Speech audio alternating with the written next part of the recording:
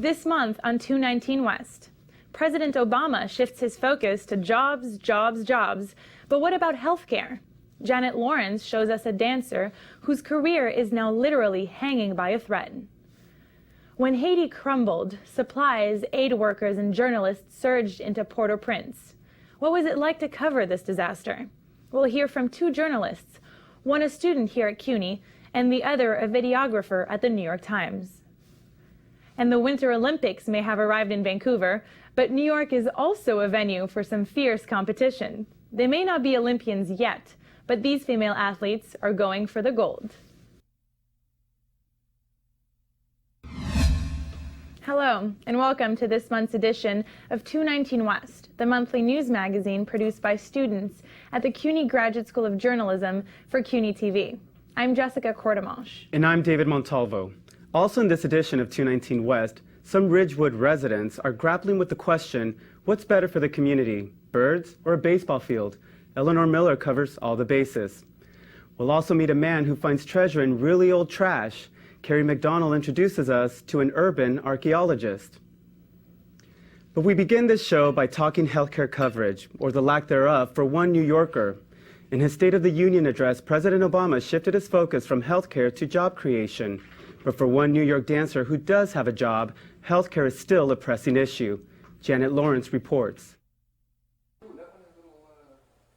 To Madeline Hoak, veggie burgers and kale salad aren't just health food, they're health care. You try to eat well. Taking baths is really great. Releases the muscles, gets a lot of toxins out of your body. Hoak has been employed by a local dance company for 3 years, but like many part-time artists, the 26-year-old does not receive health benefits, benefits that could be used to treat common dance injuries. Stress fractures or bunions or shin splints, the joints take quite a toll, your hip joints. Overstretching or tearing muscles, the hamstrings, that's a common tear place. And there are problems with her public health care option. Her partial Medicaid just expired. I was at Duane Reade trying to get a prescription, and they said that it just comes up on the computer as, patient is ineligible. In addition to home remedies like warm baths and health food, Hoak depends on second-hand medical advice. She diagnosed herself with tendonitis after an insured friend had the same symptoms. When he was describing it, I was like, oh, Corey, that's exactly what I've got. And he has health insurance, so he went to the doctor, got it checked out. In that case, it was fortunate that he at least, could go sort of get it checked out for the both of us. Hoak lives with her musician boyfriend, Rob Chamberlain. He does have health insurance, but he doesn't always use it. She was pretty frustrated with the fact that I could very easily go get help for something and didn't. She'll come home with an injury or something and be like, if I only had the leisure of going to a doctor. And paying for a health plan isn't an option. I don't have the money in my budget to be putting a few $100s a month into something that might come in use. So many dancers come to New York City to follow their dreams. But few find jobs with big companies that offer health benefits. Alice Vienneau is a social worker at the Dancers Resource, which offers uninsured dancers emergency financial assistance, free clinics, and counseling. Obtaining health insurance as a freelance artist is really important. Not only are we injured on the dance floor, many dancers are injured in class or walking across the street or getting out of bed. The world forgets how truly vulnerable they are. Hoak knows that she's vulnerable, but dancing has been her passion since she was 9 when she saw a high school senior perform a solo in a dance recital. Just remember being caught by it emotionally. I was feeling something and I realized that, and I thought in my head, oh, if she can make me feel that way, me sitting out here in the audience, that's what I want to do. That's the best thing to do with my life. A life guided by her love of dance in spite of the risks. For 219 West, I'm Janet Lawrence. For more information about government health insurance and preventive programs, visit the New York State Department of Health website at www.health.state.ny.us.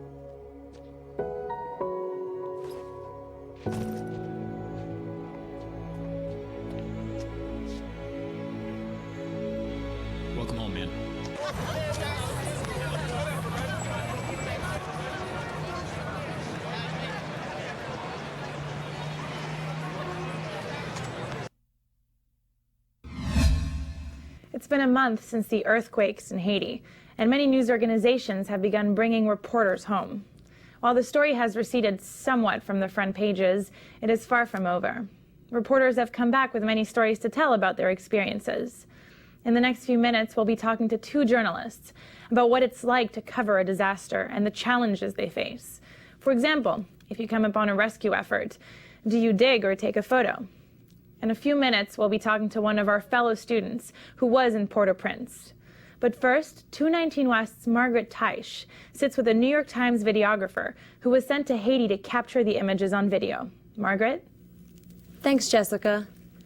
Rob Harris has shot news and documentaries in such far-flung places as Colombia, Vietnam, and Cuba. But what he encountered in Haiti was unlike anything he had ever seen. I sat down with him the other day and asked him about his first impressions on the ground.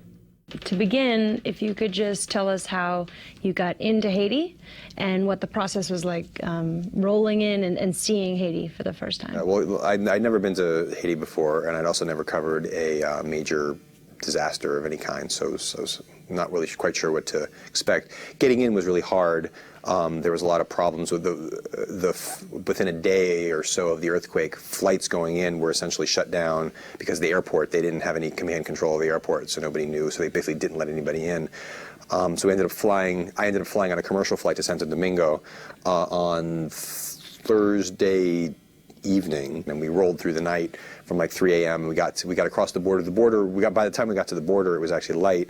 There was actually nothing going on there. It was very quiet. And then we made our way into Port-au-Prince. Once we got into the outskirts of Port-au-Prince, the traffic got really slow. We saw a few sort of hints of what was going on. We saw every block had a demolished house on it.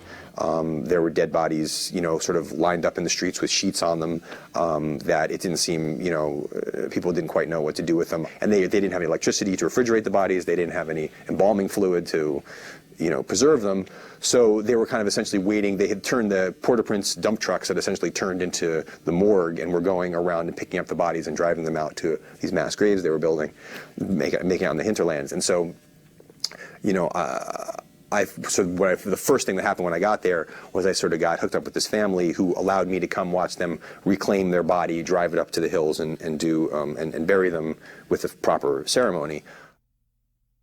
It was the first time I had ever smelled death. A lot of people had put, if you see a lot of the news stories, a lot of people had white smear on their lip, which was actually toothpaste that they were using as sort of to keep the smell away. Other people put little pieces of lime in their nose or held pieces of lime or orange over their face.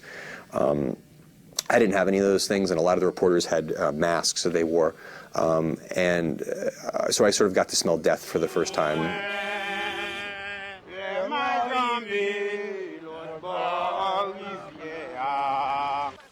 Picking that up, I was seeing the proper burial video on the New York Times site, and I'm wondering, you're shooting dead body, sounds of dirt being dropped onto a body in a grave. I mean, being there, what is that like? How do you separate yourself from your job and who you are versus what the emotional response that would naturally occur? I would imagine. Nous tout de suite à terre remel, mais nous-mêmes qui devons créer là, nous te ou pire remel passer nous. Si vous relève, nous pas capable voir le bas. Mais nous déposer là, ou recevoir la caillou, c'est long c'est vous. When it came to shooting and when it came to sitting down to write the script and editing it was not that hard for me to do my job. The act of them reclaiming that body and going through all that was something that was important to them, and because it was important to them, it was easy for it to be important to me and to concentrate on telling a story that demonstrated that fact. So it wasn't that hard in that respect. But the issue of ongoing of just like now I've seen like a whole bunch of bodies laying on the street. How does that affect you? I don't know. It's hard. It's a hard. I don't really know. I'm not having nightmares or anything like that. But we'll see. We'll see what happens. Yeah, I'm wondering kind of the role of journalists in broadcasting this to the rest of the world, both being there at the time and letting us see it at that moment, and then as it evolved, and then moving forward? How did did you feel like you were clamoring over other journalists for stories? Did you have a sense of a mass exodus after the kind of the crucial days were over? What were your impressions on that? So I felt like I did a pretty decent job of kind of doing my own thing while I was out there, and so I didn't spend a lot of time having to fight with because there's so much going on. Just in wandering around, you would go out every day, and almost every day I went out with the idea I was looking for one thing, and I would try my best looking for it, and maybe may or may not, but then all of a sudden you're running down the street, like I ran into this this almost food riot. Earthquake, that means we are suffering from problems of water, from problem of food, Supermarket had owner had said that he was going to open up his doors and just let people come in and take the food in the neighborhood. And so there was a big long line. There was a police inspector there. It was sort of this organized thing. And I just kind of stumbled upon it and ended up hanging out and doing my story about that. And that was the kind of scene out there, was that there was so much going on and there were so many people trying to figure out how they were going to survive and how they were going to help, that it was really easy to kind of find your own niche to do it. That being said, I worry that now that the sort of breaking news aspect of the story has passed or is passing, that a lot of the major media outlets in America are going to start pulling back their coverage, when in fact the question of whether how and if this country is going to be able to rebuild is still a very, very open one. Well, I want to thank you very much for coming on 219 West and sharing your stories and opening up about this experience. You're welcome. Cool. Thanks, Margaret, for that report. I'm joined now by our colleague, Eleanor Miller, who was in Haiti for 5 days right after the earthquake hit. Eleanor, thanks for being here. Thank you. You were primarily in Haiti as a volunteer at one of the hospitals where you got to see a lot of the suffering and pain and devastation. What is it that you remember most about Haiti? I think individuals, in particular the people that I met at the hospital that were severely injured, and this was their last resort. I remember seeing dead bodies still being undug from buildings, and just the utter devastation of every kind of building was just literally crumbling. And children everywhere as well. Children everywhere on the streets, yes. And while you were there, some of the aftershocks came, some of the major aftershocks, and that scared a lot of Haitians. Were you scared at all? It was a little bit too fast for me to be scared, and I had never experienced it, so I didn't even know it was happening for that 5 seconds or so when I experienced the big aftershock. But if that had happened the week before to me, and I knew what kind of destruction it could cause, it would have been terrifying, yes. And back here in the States, we saw some terrifying images on the news about violence and looting. Did you see any of that while you were there? I didn't, and I was a little bit taken aback by some of the media reports because I thought it overreacted to some things. There probably was violence in the city, but I never saw it, and I felt very safe everywhere I went. So. And you let your family know you were safe back at home using Twitter. I did. Why Twitter? The texting on my phone was the only way I could communicate. I couldn't make calls or get online, so I used Twitter to communicate to friends and family and tell them what I was doing, and also let people know what was happening. That's very interesting because you were also being a citizen journalist, chronicling a lot of the things you saw. But one post in particular on January 18th, and I have here, the children here are so cute. They love it when I take their pictures. Mm-hmm. A lot of people were upset by that, a lot of your colleagues. Mm-hmm. How do you feel about that? Well, I do think it was misinterpreted. It was a very small minority of people that were upset. I do think most people were very positive in the things that I was spreading awareness about. But that particular post was at a time when the doctor I was with was helping people. There was nothing I could do at that particular moment. Of course, I was there primarily to help people, but I also felt it was important to bring awareness and interact and engage with people. And at that time, I was just being a human being and talking to children, and I had their permission. Journalist. Yes, and I did have their permission. And so what did you feel, if anything, that you learned about using Twitter and being a journalist in a devastated area? Social media, I think, can be a very powerful tool, but I think you do have to be careful because taken out of context, anything can be misinterpreted. But I think it's part of a really important larger discussion about the line between being a journalist and not being a journalist, no matter where you go. Thanks, Eleanor. Thank you. And we'll be right back. We Americans are always at our best when we hear and heed the cries of others. When confronted with massive human suffering, Americans have always stepped up and answered the call to help. But there's never been anything on a scale of human tragedy in our own hemisphere. like what we're now witnessing in Haiti. Today, President Clinton and I are joining together to appeal to you with real urgency. Give now, and lives will be saved. Thank you. Thank you.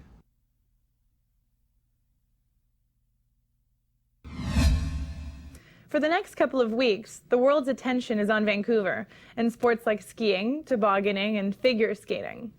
2 years from now, in the Summer Games in London, we'll be watching track, swimming, and Greco-Roman wrestling. A similar competition, not yet up to Olympic caliber, takes place right here in the Port Authority bus terminal in the Jacob Javits Convention Center. The athletes are female arm wrestlers, and they share one passion: the thrill of pinning their opponents on the table. Although people think that arm wrestling is a drinking game for macho thugs, it's actually an internationally recognized competitive sport. And like many major sports, it has a small but fierce female division. A tight-knit group of New York City's female arm wrestlers practice every week in a Queens basement. You know, when I tell people I'm going to arm wrestling practice, they look at me like I got 10 heads, like, what? Do you guys get drunk? Do you guys, start grunting? Like, we're not, barbarians. We don't, like, we don't grunt. We're not like that. The Queensborough tournament that I went to, I, punched the table because I was so mad, and, a couple people yelled at me about it, like, what are you doing? You have to be ladylike, and I was just like, I'm sorry. It got to my head. I was upset because somebody beat me. One female arm wrestler is conspicuously absent from this practice. My name is Miriline Berrouet. I'm from South Ozone Park, New York. I'm 22, bartender. I'm a female arm wrestler and try to be the best of the best. And currently, I'm doing all right in New York. I'm first place currently. It's true. Ask anyone in the arm wrestling world. Miriline Berrouet is probably the best arm wrestler in the city right now. Miriline, she's the best in the country. No one that can beat her in New York today. Miriline started arm wrestling in the 11th grade when her science teacher, who was also a professional arm wrestler, invited her to a tournament. She took second. And I have a feeling had I took first, I never would have become an arm wrestler. But I took second, and I can't take second. Miriline practices every week, too. She's the only girl in New York, New York that trains with guys, and with the best ones, too, like that. But Miriline takes her female competition seriously. You're an arm wrestler, and you're from New York, you're a beast. I'm at the Port Authority bus terminal in Manhattan, where the city's best arm wrestlers have gathered. Thousands of people pass through the terminal on their way to work, but these strong arms are here to compete in the 32nd annual Empire State Golden Arms Tournament of Champions. I'm hoping to win today, win the tournament for the women. Basically, my strategy is to do a top roll. It's like when you push your wrist this way and go back. As for Miriline, she's not as cool as she seems. I'm always nervous before matches. Nervous. And when once the girls are being called, I have to put on my hoodie because I'm cold. But when I'm on the table, I don't really hear the refs. And I'm all I'm listening for is good. Ready, go! March! At the tournament, the other women hang out, get advice between matches, and of course, compete. After a hold, and we're started. Ready, go! Match.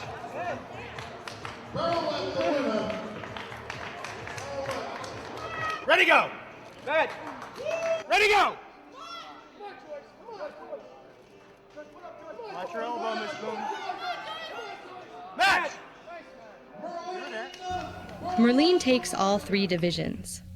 Her wins mean others face disappointment. The champion! Marlene's not crowing over her victory. She's already preparing for her next big challenge, the World Championships.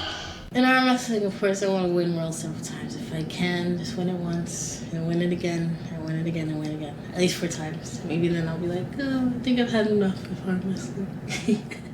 For 219 West, I'm Samantha Stark. With the sport's growing popularity, maybe someday it will become an Olympic event. What do you think, David? Don't twist my arm, Jess. But while these women arm wrestle in Manhattan, political activists and local government are holding a match of their own on the Brooklyn-Queens border. The battle is over a reservoir that has become a natural wetland and home to many animals. The Bloomberg administration wants to develop it, but some residents say leave it alone. Here again is Eleanor Miller with the story.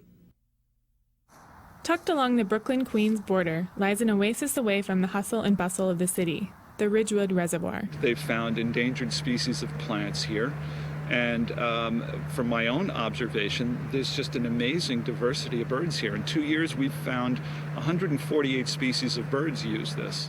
But what's best for the community, birds or ball fields? The reservoir, part of Highland Park, is under consideration for a massive overhaul as part of Mayor Bloomberg's Plan NYC initiative. The idea is to create more recreational facilities in all 5 boroughs, but some question why the city would destroy this unique natural acreage. A portion of the $50 or so million allocated for it, I think has to do away with doing away with trees in order to make the playground, and it is contrary to this Bloomberg administration's movement to plant trees. So we are grappling with that issue, how they could do something at the reservoir that's contrary to what the administration has done over the years. The Ridgewood Reservoir was built in the late 19th century to increase water supply to the growing city of Brooklyn. As Brooklyn was integrated into New York City, the need for water from the reservoir decreased. It was last used in the 1960s. By 1989, 2 of 3 basins were drained, and the land developed into a natural wetlands and forest. Currently, the reservoir serves as a habitat for native birds, mammals, and amphibians. Besides its ecological benefits, activists say the reservoir also improves air quality and helps to reduce stormwater runoff and erosion. What's more important, learning how to protect our environment or giving somebody a baseball field to use for a very small portion of the year? When in fact there are 6 baseball fields surrounding the Ridgewood Reservoir that are in poor condition that haven't been maintained by the Parks Department. To find out what residents want, the Parks Department held several listening sessions and conducted surveys of the area. It concluded that baseball fields and new recreational facilities were sorely needed. Officials declined to appear on camera for this story, but released a statement outlining their actions. The department told us, quote, "Contractors will spend a few months developing 3 distinct conceptual master plans that take into account what was learned during community outreach meetings. Parks Department will spend $7.7 million for Phase 1 improvements to Highland Park. Those improvements include new fencing around the basins and renovated walkways. Still, most residents we spoke with are against changing the natural environment. They're not doing what they should do. So I don't think their plan is very good. It's just really beautiful here all year round, actually, even during the winter. If they decided, if it came down to being a football, a recreational area for everyone, then I can swing to that too. Because of the budget crisis in New York City, plans for the reservoir are currently at a standstill. For those who enjoy the beauty of the area in its current state, the delay provides more time to strengthen their cause. There's so many things that can be learned about this habitat because you've got 3 distinct habitats all side by side. And it's unlike anything in New York City. But will it stay that way? For now, the future of the Ridgewood Reservoir remains uncertain. For 219 West, this is Eleanor Miller. The plan to develop the reservoir is still under review. So now is the time to get out of the concrete jungle and into the wilds of Ridgewood. Yes, ready.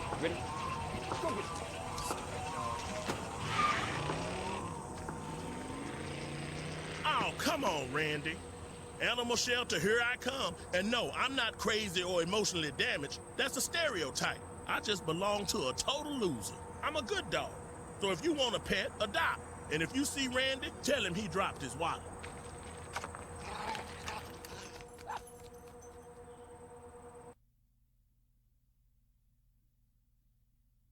Next, another type of preservation, cultural artifacts.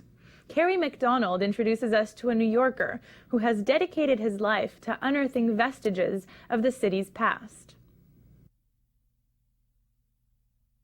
Stepping inside Scott Jordon's apartment in Astoria, Queens, is like going back in time. Over the last 40 years, Jordon has been on a hunt for New York City's remains. There's this feeling like I want to save the past really bad. He spends his days collecting artifacts that date as far back as the 1600s. His collection comes from old wells, privies, and landfills, and Jordon excavates almost all of them himself. It's a hobby and a livelihood. But it's also a way for him to preserve the past in a quickly changing city. So much of New York's being developed so fast that, New York City doesn't really want to save too much of its history. Nobody knows what that stuff is like under the ground. Except for Jordon, that is. Using simple hand tools, he salvages what he can. Guys, you missed this. Nobody's looking. Hello?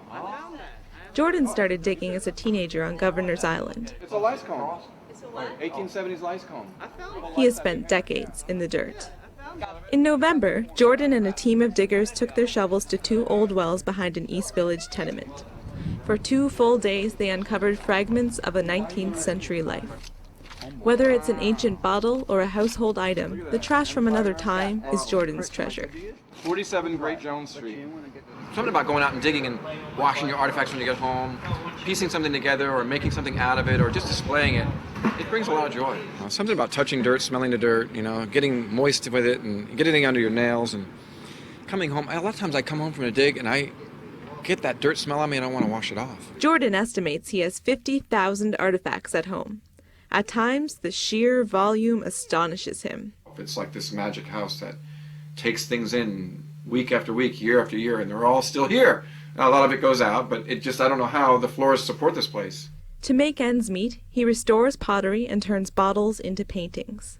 But the remnants of history are often incomplete. I make collages out of little objects that I dig up, pottery shards, doll heads, a rusted pocket watch, and I support myself selling my art in the street as a street artist and selling my bottles at the flea market. At the Green Flea Market on the Upper West Side, he's the man in the top hat. Jordon has been here for 12 years, hawking rainbow-colored bottles, and the stories behind them. Customers like Scott Kennedy have been coming back to Jordon's booth for years.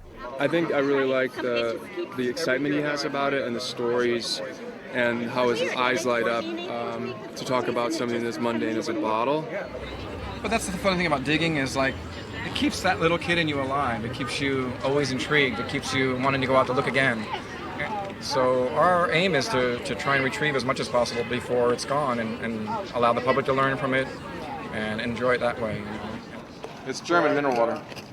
No matter how big or small, each artifact, in its own strange way, is like a gift. It's that feeling when you're a kid and you're opening your Christmas presents? We all know that feeling, and that's the sensation you get when you dig. It's really like you're ripping that box open, what's in there, and it's the same thing when as you scratch through the dirt to see your first little uncovered object and ooh, let's look at this. And everybody passes around and wow, we put it down. Little wine glass. So that just doesn't go away. Look at that decoration on the edge. Cute little wine glass. For 219 West, this is Carrie McDonald. That's this month's edition of 219 West from the CUNY Graduate School of Journalism. Thank you for watching us. I'm David Montalvo. And I'm Jessica Courtemanche. Next month, we'll have more stories about the people and issues of New York City, and we hope you'll find your way back to us. From all of us at 219 West, take care.